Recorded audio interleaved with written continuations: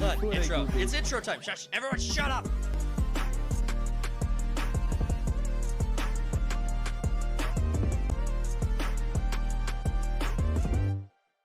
What's going on, main characters? It's your boy Talks Too Much with Third Party Studios. In today's video, we're going to be talking about Ubisoft. 2024 was not a good year for them and doesn't look like it's going to be getting any better anytime soon. We go over all of it in today's video, so before we get into it, don't forget to subscribe to the channel if you are new, share the video out there, smash the like button, and don't forget to check out the merch store with the link in the description. And with all of that out of the way, let's get into the video. I think this is one of the last stories we have, so let's just cover this one.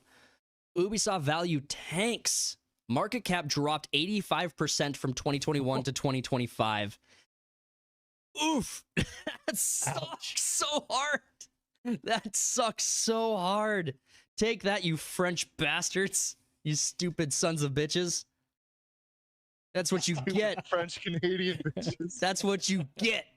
Fuck you. Sorry, I'm not like even they this. Just need better games. Well, just every time they release Assassin's Creed, it's the same game. It's fine. It's the same mechanics. It's just a different costume, a little bit of a different storyline. Far Cry's that way. It's the same game every time. Far Cry, Assassin's Creed. What's the damn it. But yeah, Ubisoft. So to go through the article, so from market capitalization of 12.17 billion in January of 2021, the company's value has plummeted to a mere 1.78 billion. Holy shit. They got fucked up. Dude, they got their asses. It's like that scene from Liar Liar. It's like, I'm kicking my ass. Do you mind? It's like they just keep beating themselves up super hard. Now, like, you gotta have like a focus group and be like, all right, what did we do? Honestly, the last 3 years, their CEO. Oh, hold on. It's not a C. It's two brothers, right? It's like a.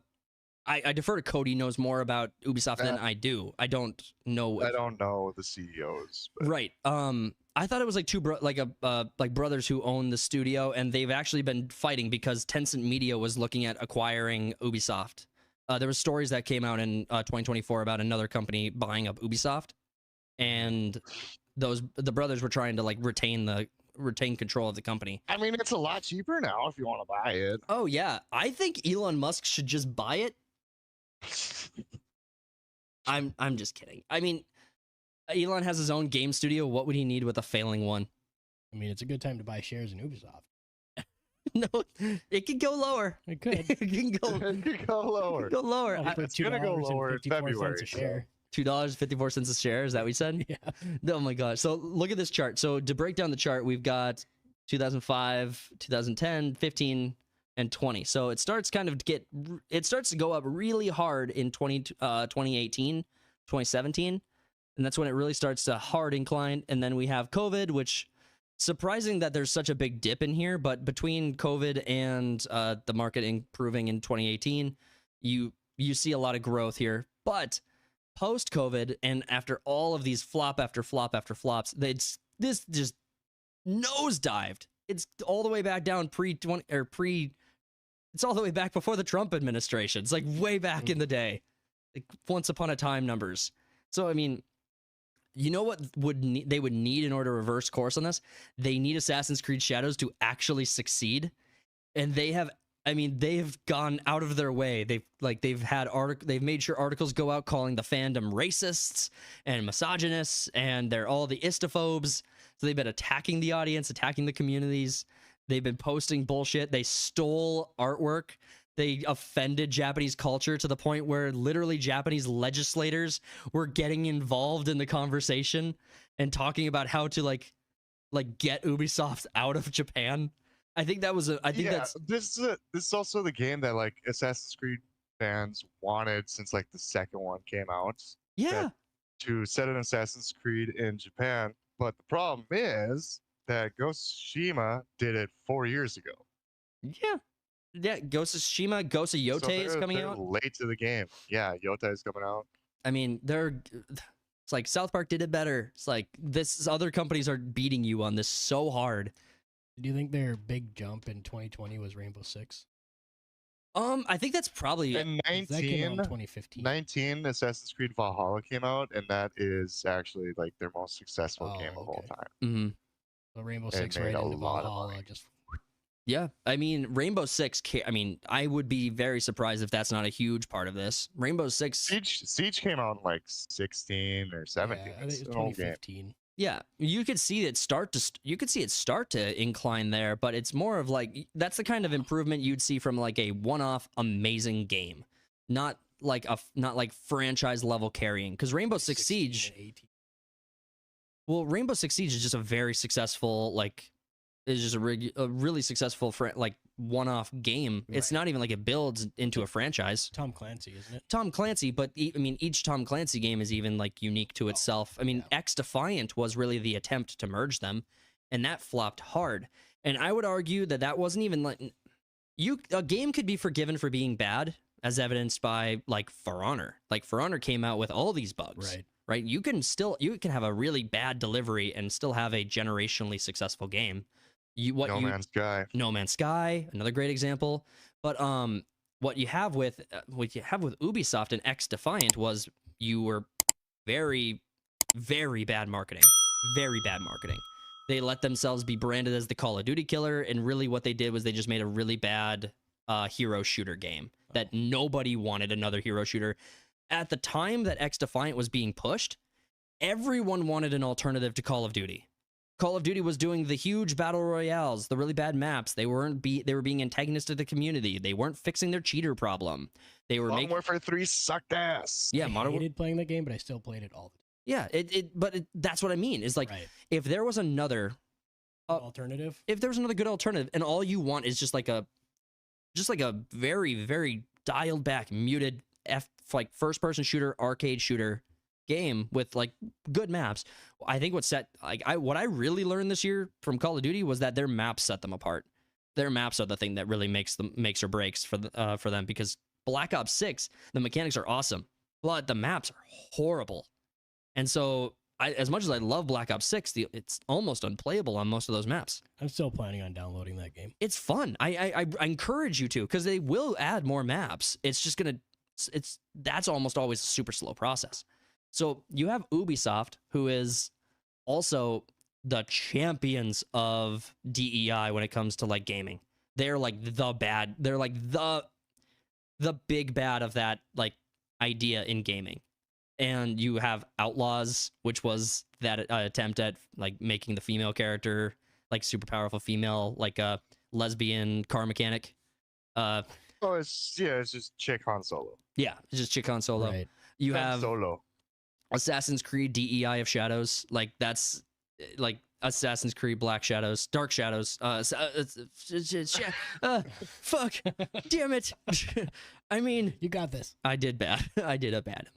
But no. So yeah, they have been one of the worst for this, and so a lot of people are ascribing "get woke, go broke" to Ubisoft. I think that's 100% on point. I think this year, if anything, proved gaming that your audience is done with this shit. They're over it. Like, there at any given moment can only really be 10 big games that are dominating the atmosphere of the gaming industry. There's a billion indie games. They are all popular, but at any given moment in time, like the top 10 are the ones that are making all the money. Right. And then you have indie studios that save their money and then make a game. And even if you get a very small fraction, you're making big dollars off that trade-off in cost to profit. And if Ubisoft was competing against all these other major studios that are even bigger than them, and they were choosing to double, triple, quadruple, quintuple down on DEI and wokeness in their gaming, all you have to do is spend $400 million on a game and be squeezed out of those top 10 for you to lose all $400 million of that money. Yeah. So, and that's all it takes to lose in gaming, is just to be stupid with your marketing. I mean, realistically, this was probably not going to be a success. I mean, realistically, Assassin's Creed Shadows will probably still make some money and be successful. But when compared to that chart on their market value, it's not going to move the needle. They're not going to become a $5 billion or $6 billion company again. They're maybe going to plateau, or they're maybe going to like level out. I think that's the best you could probably expect from Assassin's Creed They're Shadows. probably just gonna start releasing mediocre game after mediocre game to plateau somewhere $5 billion. Well, that's all they'll be able to afford. Right. Right? I mean, they'll have to make Among Us caliber games. Yeah. Given Among Us was insanely successful. It took 2 years. It came out in 2018, and it took 2 years for that game to actually pick up in popularity. But Among Us is still insanely popular. You have, like, the IP for Among Us is actually putting map packs in, like, Risk. Like, the board game, like, Hasbro's Risk World Domination, or Global Domination, the game you could buy on Steam, there's a map pack for Among Us. You could buy all the Among Us maps, and honestly, they're the best maps. I'm loving it. That's just my anecdote from playing Risk. I love it. But I want to contrast what's going on with Ubisoft with Helldivers 2. Helldivers 2 director slams DEI in gaming, make good games, not political statements. And I think that rings so true for Ubisoft. It's like, this is like the advice you need. If you want to reverse course, this is what you're going to need to do. You're going to need to focus on mechanics, story, but bringing back your community that you've alienated. I mean, Cody Well, it's like what hates people Ubisoft have been now. saying It's with his like fucking athletes or actors or singers. Like, we don't want to hear your political statements. Whatever, just do your fucking job. Sing your song, act in your movie, dribble the ball, shut up.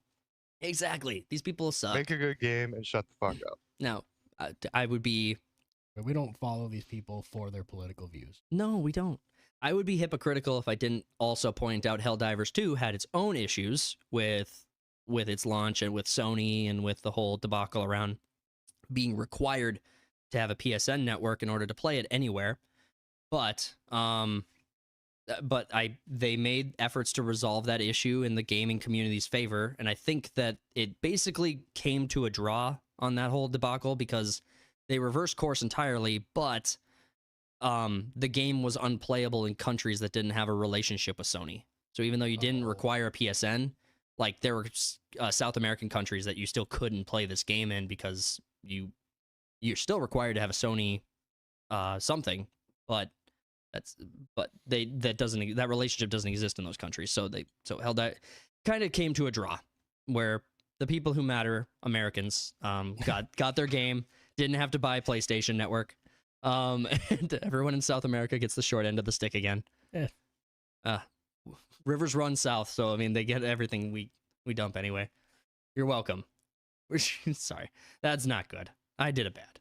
But thank you guys. I think that's it. That's all the news we got for you guys today. Cody, what's up with you? I mean, what's up with you? You got anything else?